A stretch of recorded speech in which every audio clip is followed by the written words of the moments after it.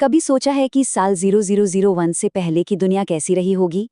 मतलब जब कोई कैलेंडर नहीं था, कोई घड़ी नहीं, तब लोग समय को आखिर पहचानते कैसे थे? चलिए, आज समय में थोड़ा पीछे चलते हैं। एक ऐसी दुनिया में जहां समय को गिना नहीं बल्कि महसूस किया जाता था। जरा एक पल के लिए सोचिए, एक ऐसी दुनिया जहां सोमवार की टेंशन नहीं है, कोई बर्थडे पार्टी नहीं, कोई न्यू ईयर का जश्न नहीं। क्यों? क्योंकि कोई तारीख ही नहीं है। क्या ऐसी दुनिया में जिंदगी मुमकिन भी थी? लेकिन कमाल की बात तो ये है कि हमारे पूर्वज न सिर्फ जी रहे थे बल्कि एक बहुत ही ऑर्गेनाइज जिंदगी जी रहे थे। वो जानते थे कि कब फसल उगानी है, कब त्योहार मनाना है और यहाँ तक कि कब जंग की तैयारी करनी है। तो फिर सवाल उठता है, भाई बिना कैलेंडर के ये सब कैसे हो रहा था? देखिए, इसका जवाब जमीन पर नहीं बल्कि आसमान में छिपा था। हमारे पूर्वजों के लिए जो पहली घड़ी थी वो कोई मशीन नहीं बल्कि पूरा का पूरा ब्रह्मांड था। उन्होंने समय को समझने की पहली कोशिश ऊपर आसमान की तरफ देखकर ही की थी। और आसमान ने उन्हें दो सबसे बड़े और सबसे साफ इशारे दिए, सूरज और चांद। एक तरफ था सूरज का चक्र, जो बिल्कुल भरोसेमंद था, मौसम लाता था और लगभग 365 दिनों में एक साल पूरा करता था। और दूसरी तरफ था चांद, जो हर रात अपना रूप बदलता था और उसका लगभग 29.5 दिन का ये चक्र दुनिया का पहला महीना बन गया। अमावस्या के घने अंधेरे से ये सफर शुरू होता, फिर चांद धीरे धीरे बढ़ता हुआ पूर्णिमा की पूरी रोशनी तक पहुंचता और फिर वापस अंधेरे में खो जाता। बस यही जो खूबसूरत लय थी, यही जो बदलाव था, वो दुनिया का सबसे पहला कैलेंडर बना, जिसे आज हम लूनर कैलेंडर के नाम से जानते हैं। लेकिन सिर्फ आसमान की तरफ देखते रहना ही काफी नहीं था। इस ज्ञान को कहीं पर रिकॉर्ड करना, उसे पक्का करना जरूरी था। और यहीं से शुरुआत हुई इंसान की पहली टाइम मशीनों की, जो किसी मेटल से नहीं बल्कि पत्थरों से बनी थीं। जैसे ब्रिटेन का स्टोनहेंज, ये सिर्फ पत्थरों का एक गोल घेरा नहीं है, ये एक प्राचीन वैज्ञानिक चमत्कार है। एक विशाल पत्थर का कैलेंडर जो समय को अपने अंदर कैद करने के लिए बनाया गया था। ये पत्थर यूं ही नहीं रख दिए गए, इनका अलाइनमेंट कमाल का है। हर साल सबसे लंबे दिन यानी 21 जून को सूरज ठीक इन्हीं पत्थरों के बीच से उगता है, जैसे मानो कुदरत खुद अलार्म बजा रही हो। और मजे की बात सुनिए, 2022 की एक स्टडी में ये भी कहा गया कि हो सकता है स्टोनहेंज के पत्थर साल के 365 दिनों को ही दिखाते हो, बिल्कुल हमारे आज के कैलेंडर की तरह। पर क्या समय को पत्थर में कैद करने का ये हुनर सिर्फ ब्रिटेन तक ही था? जी नहीं, बिल्कुल नहीं। भारत में भी एक ऐसी ही शानदार टाइम मशीन है, जो सूर्यदेव की एक विशाल रथ के रूप में बनी है, कोणार्क का सूर्य मंदिर। इस बहुत बड़े रथ के दोनों तरफ 12-12 विशाल पहिए बनाए गए हैं। लेकिन ये सिर्फ खूबसूरती के लिए नहीं है, ये पहिए साल के 12 महीनों को दिखाते हैं। हर एक पहिया एक महीने का प्रतीक है। और बात यहीं खत्म नहीं होती। हर पहिए के अंदर 8 तीलियां हैं।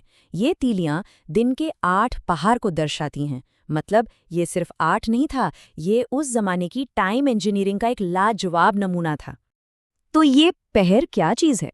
देखिए, जैसे आज हम दिन को 24 घंटों में बांटते हैं, उस समय दिन को 8 पहरों में बांटा जाता था। यानी हर पहर लगभग 3 घंटे का होता था। और इन पहियों पर जब सूरज की रोशनी पड़ती थी तो उनकी परछाई एक परफेक्ट सनडायल यानी धूप घड़ी का काम करती थी, जिससे दिन का सही सही समय पता चल जाता था। तो अब ये तो साफ हो गया कि दुनिया भर की पुरानी सभ्यताओं के पास समय नापने के दो मेन तरीके थे, एक सूरज के हिसाब से और दूसरा चांद के हिसाब से। और दोनों की अपनी कुछ खासियतें थीं और कुछ कमियां भी। तो हर सभ्यता के सामने एक बड़ा सवाल था, सूरज को फॉलो करें या चांद को? जो चंद्र कैलेंडर था वो त्योहारों और पूजा पाठ के लिए तो बहुत अच्छा था, लेकिन उसकी एक दिक्कत थी, वो धीरे धीरे मौसमों के साथ तालमेल खो देता था। वहीं दूसरी तरफ जो सौर कैलेंडर था वो खेतीबाड़ी के लिए एकदम परफेक्ट था, इसीलिए मिस्र और रोम जैसी सभ्यताओं ने उसे ही अपनाया। तो फिर बेहतर कौन सा था? इस मुश्किल का भारत ने एक बहुत ही स्मार्ट और अनोखा हल निकाला। उन्होंने सोचा, क्यों ना दोनों को मिला दिया जाए। और यहीं से जन्म हुआ लूनी सोलर यानी चंद्र सौर कैलेंडर का। देखिए, प्रॉब्लम ये थी कि चांद का साल सूरज के साल से करीब 11 दिन छोटा होता है। तो इस गैप को भरने के लिए भारतीय पंचांग में हर 2.5 से 3 साल में एक एक्स्ट्रा महीना जोड़ दिया जाता है। इसी को अधिक मास या मलमास कहते हैं। ये एक इतनी शानदार एस्ट्रोनॉमिकल कैलकुलेशन थी जिससे ये पक्का हो गया कि हमारे त्योहार हमेशा सही मौसम में ही पड़े। अच्छा, तो इस सारी पुरानी समझ और ज्ञान से होते हुए हम आज उस कैलेंडर तक पहुंचते हैं जिसे हम सब इस्तेमाल करते हैं, यानी ग्रेगोरियन कैलेंडर। पर इसकी कहानी भी बहुत दिलचस्प है। इसकी कहानी शुरू हुई थी 46 ईसा पूर्व में, जब जूलियस सीजर ने जूलियन कैलेंडर बनाया। 365 दिन और हर 4 साल में एक लीप ईयर। सुनने में तो बिल्कुल सही लगता है ना, पर यह भी परफेक्ट नहीं था। 1582 तक आते आते ये कैलेंडर मौसम से 10 दिन आगे निकल चुका था। तब पोप ग्रेगरी 13 ने इसे ठीक करने का जिम्मा उठाया। और इसे ठीक करने के लिए जो कदम उठाया गया वो आज हम सोच भी नहीं सकते। अक्टूबर 1582 में कैलेंडर से सीधे सीधे 10 दिन मिटा दिए गए। मतलब लोग 4 अक्टूबर को रात में सोए और जब अगली सुबह उठे तो तारीख थी 15 अक्टूबर। सोचिए जरा, इतिहास से 10 दिन गायब कर दिए गए। तो हमारा आज का कैलेंडर आखिर काम कैसे करता है? ये पूरी तरह से स्पेस की गणित पर चलता है। धरती को सूरज का एक चक्कर लगाने में 365.25 दिन लगते हैं। ये बन गया हमारा एक साल। चांद को धरती का एक चक्कर लगाने में करीब 29.5 दिन लगते हैं। ये बन गया हमारा महीना।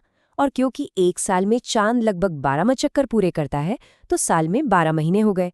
और वो जो हर साल चौथाई दिन बचता है ना, उसी को 4 साल तक इकट्ठा करके फरवरी में एक एक्स्ट्रा दिन जोड़ दिया जाता है, जिसे हम लीप डे कहते हैं। कितना सिंपल और जीनियस है। तो हमने समय को नापा, उसे समझा और अपनी घड़ियों और कैलेंडरों में कैद कर लिया। लेकिन क्या इस सब में हम समय का असली मतलब ही कहीं पीछे छोड़ाए हैं? पहले के जमाने में समय एक चक्र की तरह था, कुदरत की एक लय जिसे महसूस किया जाता था। आज समय एक सीधी लकीर है जिसे मापा जाता है, शेड्यूल किया जाता है। जो चीज़ कभी ब्रह्मांड की धड़कन हुआ करती थी, वो अब हमारे मोबाइल की स्क्रीन पर बस एक नंबर बनकर रह गई है। तो अगली बार जब अपनी घड़ी में टाइम देखें तो 1 सेकंड के लिए रुकिएगा और सोचिएगा, क्या समय को नापने की इस होड़ में हम समय की असली भाषा ही भूल गए हैं? वो भाषा जो आज भी सितारे, सूरज और चांद बोल रहे हैं। क्या हम उसे सुनने के लिए तैयार हैं?